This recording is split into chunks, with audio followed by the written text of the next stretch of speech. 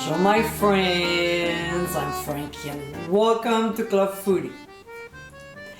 I enjoy most vegetables, but there are a few that I'm not too fond of, like rutabaga, turnip, and parsnip. Rutabaga isn't for everyone, but when incorporated with other ingredients, it can be quite delicious, like in this recipe.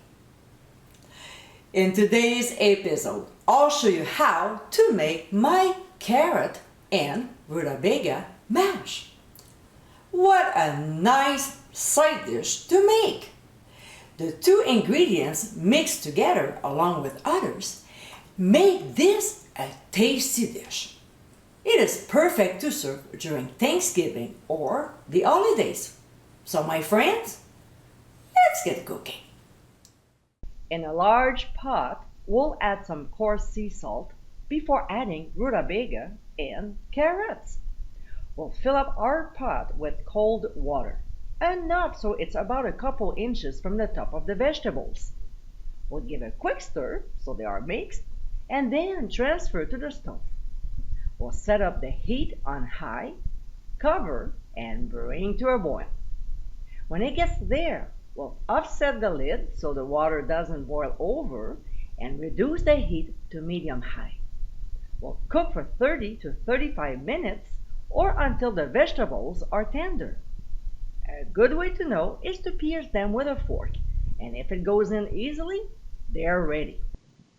So we'll remove from the heat and immediately drain them in a colander. After the vegetables are well drained, we'll return them back in the pot and quickly mash them while they're steaming.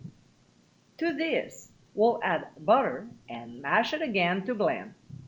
We'll sprinkle on some garlic salt and, of course, freshly ground black pepper. And once again, we'll mash to combine the seasonings. Don't forget to taste and adjust if necessary. And my friends, this is our carrot and rutabaga mash. Colorful, tasty, and healthy, this is a great side dish to have other than regular mashed potatoes. It also pairs well with many different proteins. I hope you give it a try soon, and be sure to visit clubfoodie.com for ingredient amounts and more info. Until next time, my friends, bon appétit.